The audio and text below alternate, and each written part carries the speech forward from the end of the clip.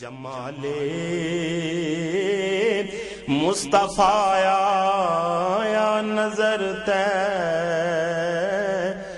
کی گلیوں. بسم اللہ الرحمن الرحیم. الحمد للہ رب العالمین والعاقبۃ للمتقین والصلاة والسلام علی سید الانبیاء والمرسلین وعلی آلہ واصحابہ وازواجہ واہل بیتہ وذریتہ اجمعین. اعوذ باللہ من الشیطان الرجیم. بسم اللہ الرحمن الرحیم. ان اللہ وملائکتہ یصلون علی النبی یا ایہا الذین آمنوا صلوا علیہ وسلموا تسلیما. اللہم صلی علی محمد النبی الامی وعلی آلہ وسلم. بسم اللہ الرحمن الرحیم. رب اشرح لی صدری ویسر لی امری واحلل عقدۃ من لسانی یفقہوا قولی. بسم اللہ الرحمن الرحیم. وقل جاء الحق وزہق الباطل ان الباطل کان زہوقا. آج ہم اپنا درس نمبر 89 پڑھیں گے اور اس میں سب سے پہلے ہے ماقبل سے ربط. آئیے آغاز کرتے ہیں. بسم اللہ الرحمن الرحیم. رسول اللہ صلی اللہ علیہ وآلہ وسلم نے صحابہ رضی اللہ عنہم کی قیادت میں ایک کے بعد ایک لشکر روانہ فرمائے. حضرت محمد بن مسلمہ رضی اللہ تعالی عنہ کا لشکر جب واپس مدینہ شریف کی طرف آ رہا تھا تو انہوں نے اہل یمامہ کے سردار ثمامہ ابن اثال کو گرفتار کر لیا. ثمامہ نے مسلمانوں کے اخلاق، عادات اور عجز و نیازی کو دیکھ کر بارگاہ رسالت صلی اللہ علیہ وآلہ وسلم میں حاضر ہو کر اسلام قبول کر لیا. ایک لشکر حضرت زید بن حارثہ کی قیادت میں مقام عیس کی طرف روانہ فرمایا. اس سریے کا مقصد تجارتی قافلے کو روکنا تھا. مسلمان بر وقت اس مقام پر پہنچ گئے. قافلے والوں کو قیدی بنا لیا گیا اور ان کا مال و متاع ضبط کر لیا گیا. قیدیوں میں رسول اللہ صلی اللہ علیہ وآلہ وسلم کے داماد ابو العاص بن ربیع بھی تھے. جب ان کو اپنے مال سمیت رہا کر دیا گیا پھر انہوں نے اسلام قبول کر لیا. نیکسٹ ہماری ہیڈنگ ہے سریہ زید بن حارثہ رضی اللہ تعالی عنہ یا سریہ طرف. طرف ایک چشمے کا نام ہے. یہ مدینہ منورہ سے 36 میل کے فاصلے پر ہے. رسول اللہ صلی اللہ علیہ وآلہ وسلم نے حضرت زید بن حارثہ رضی اللہ تعالی عنہ کو 15 مجاہدین کے ہمراہ بنی ثعلبہ سے مقابلے کے لیے اس چشمے کی طرف روانہ فرمایا. لشکر کی آمد کی خبر سن کر وہ لوگ بھاگ گئے. حضرت زید رضی اللہ تعالی عنہ کچھ اونٹ اور کچھ بکریاں بطور مال غنیمت لے کر مدینہ واپس ہوئے. نیکسٹ ہیڈنگ ہے سریہ زید بن حارثہ رضی اللہ تعالی عنہ یا سریہ حسما.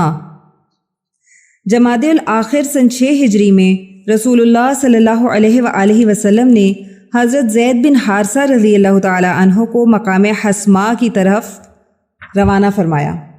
حسما وادی قرا کے قریب ایک مقام ہے جہاں قبیلہ جذام آباد تھا. سبب واقعہ: حضرت دحیہ کلبی رضی اللہ تعالی عنہ جن کو رسول اللہ صلی اللہ علیہ وآلہ وسلم نے قیصر روم کی طرف ایک خط دے کر روانہ فرمایا تھا، جب حضرت دحیہ کلبی رضی اللہ تعالی عنہ وہاں سے واپس ہوئے تو قیصر روم نے بہت سارے ہدایہ اور تحائف ساتھ دیے.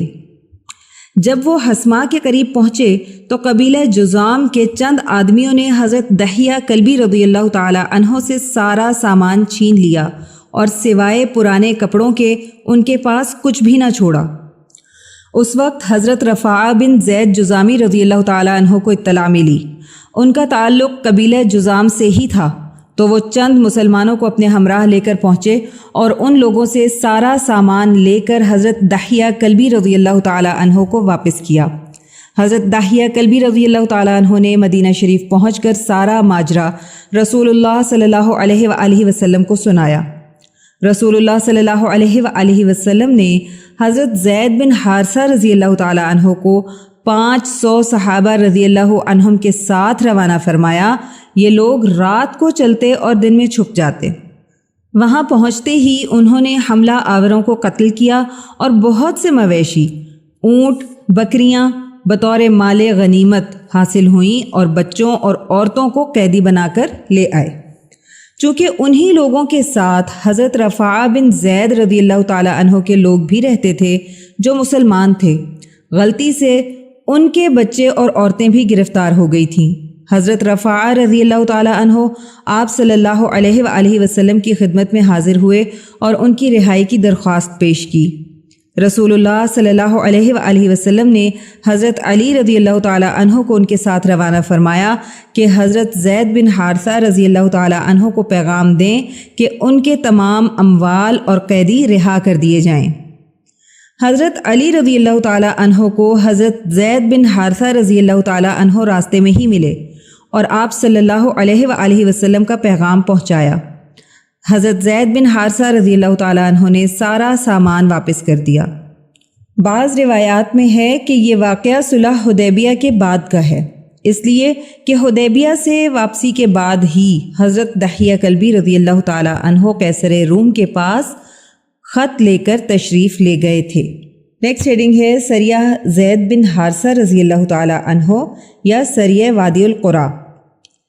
رجب سن 6 ہجری میں رسول اللہ صلی اللہ علیہ وآلہ وسلم نے حضرت زید بن حارثہ رضی اللہ تعالی عنہ کو قبیلہ بنی فزارہ پر حملہ کرنے کے لیے وادی القرا کی جانب روانہ فرمایا۔ وادی قرا مدینہ منورہ سے قریب ایک بستی ہے۔ اس سریہ میں چند مسلمان شہید ہوئے اور حضرت زید بن حارثہ رضی اللہ تعالی عنہ زخمی ہوئے۔ نیکسٹ ہیڈنگ ہے سریہ عبد الرحمن بن عوف رضی اللہ تعالی عنہ یا سریہ دومت الجندل۔ سریہ دومت الجندل کے ذکر سے پہلے یہ یاد کر لینا چاہیے کہ ہم نے اسی نام سے ایک غزوے کے بارے میں پڑھا جو غزوہ بدر الصغریٰ کے بعد پیش آیا تھا۔ اب یہاں سریہ دومت الجندل کا ذکر کیا جا رہا ہے جس میں رسول اللہ صلی اللہ علیہ وآلہ وسلم نے صحابہ رضی اللہ عنہم کے لشکر کو روانہ فرمایا تھا۔ یہ شعبان سن 6 ہجری کا واقعہ ہے۔ حضرت عبداللہ بن عمر رضی اللہ تعالی عنہ فرماتے ہیں کہ رسول اللہ صلی اللہ علیہ وآلہ وسلم مسجد میں تشریف فرما تھے۔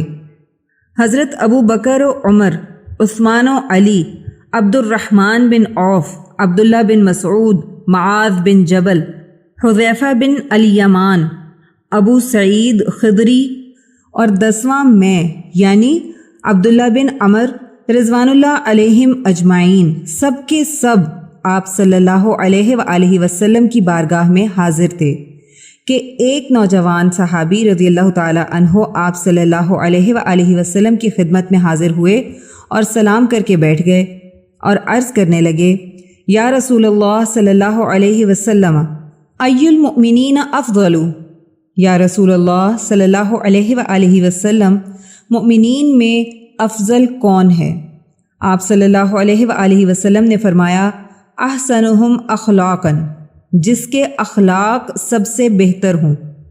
پھر اس شخص نے سوال کیا، فَأَيُّ الْمُؤْمِنِينَ أَقْيَسُ، مسلمانوں میں سے کون زیادہ سمجھدار ہے؟ آپ صلی اللہ علیہ وآلہ وسلم نے فرمایا، اکثرہم للموت ذکراً واکثرہم استعداداً لہو قبل ان ینزل بہ اولئک ھم الاکیاس، جو سب سے زیادہ موت کو یاد کرنے والا ہو اور موت آنے سے پہلے سب سے زیادہ موت کی تیاری کرنے والا ہو، وہی لوگ سمجھدار ہیں۔ سبحان اللہ۔ رسول اللہ صلی اللہ علیہ وآلہ وسلم نے ان 2 سوالوں کے جواب میں دنیا اور آخرت کو سنوارنے کا طریقہ بتلا دیا۔ انصاری نوجوان تو ساکت ہو گیا۔ پھر رسول اللہ صلی اللہ علیہ وآلہ وسلم مجلس کی طرف متوجہ ہوئے اور فرمایا، 5 خصلتیں نہایت خطرناک ہیں۔ نمبر 1، جس قوم میں بے حیائی کھلم کھلا پھیل جائے تو اس قوم میں طاعون اور وہ بیماریاں پھیلتی ہیں جو پہلے کبھی ظاہر نہ ہوئی تھیں۔ نمبر 2، جو قوم ناپ تول میں کمی کرتی ہے وہ قحط سالی میں مبتلا ہوتی ہے اور ظالم بادشاہ ان پر مسلط کر دیا جاتا ہے۔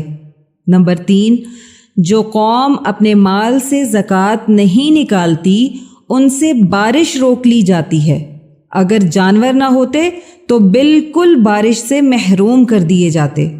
نمبر 4، جو قوم اللہ اور اس کے رسول کا عہد توڑتی ہے تو اللہ سبحانہ و تعالی دشمنوں کو ان پر مسلط کر دیتا ہے، وہ غیر قوم ان سے سب کچھ چھین لیتی ہے۔ نمبر 5، جب امام یعنی پیشوا اللہ تعالیٰ کے احکام کے خلاف فیصلہ کرنے لگیں اور سرکش ہو جائیں تو اللہ سبحانہ و تعالی آپس میں پھوٹ ڈال دیتے ہیں۔ بعد ازاں رسول اللہ صلی اللہ علیہ وآلہ وسلم نے حضرت عبد الرحمن بن عوف رضی اللہ تعالی عنہ کو اپنے سامنے بٹھایا اور خود اپنے دست مبارک سے ان کے سر پر عمامہ باندھا اور 4 انگشت کا شملہ پیچھے چھوڑا اور فرمایا، عبد الرحمن رضی اللہ تعالی عنہ عمامہ باندھا کرو، اس طرح عمامہ باندھنا بھلا معلوم ہوتا ہے۔ اس کے بعد رسول اللہ صلی اللہ علیہ وآلہ وسلم نے حضرت بلال رضی اللہ تعالی عنہ سے فرمایا، عبد الرحمن رضی اللہ تعالی عنہ کو پرچم دیجیے۔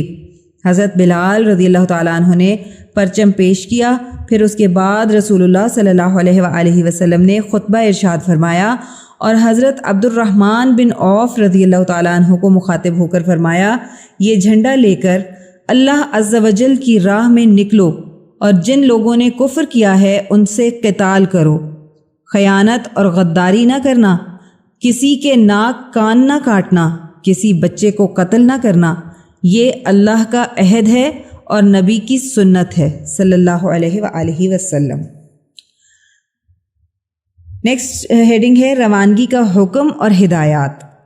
حضرت عبد الرحمن بن عوف رضی اللہ تعالی عنہ رسول اللہ صلی اللہ علیہ وآلہ وسلم کے حکم سے 500 مجاہدین کا لشکر لے کر قبیلہ بنی کلب کی جانب حملہ کرنے کے لیے دومت الجندل روانہ ہوئے۔ روانگی کے وقت آپ صلی اللہ علیہ وآلہ وسلم نے حضرت عبد الرحمن بن عوف رضی اللہ تعالیٰ عنہ سے فرمایا، جب لوگ تمہاری دعوت و تبلیغ کو قبول کر لیں تو ان کے بادشاہ کی بیٹی سے نکاح کر لینا۔ نیکسٹ ہیڈنگ ہے حضرت عبد الرحمن بن عوف رضی اللہ تعالیٰ عنہ کی تبلیغ اور قبیلہ بنی کلب کے سردار کا اسلام قبول کرنا۔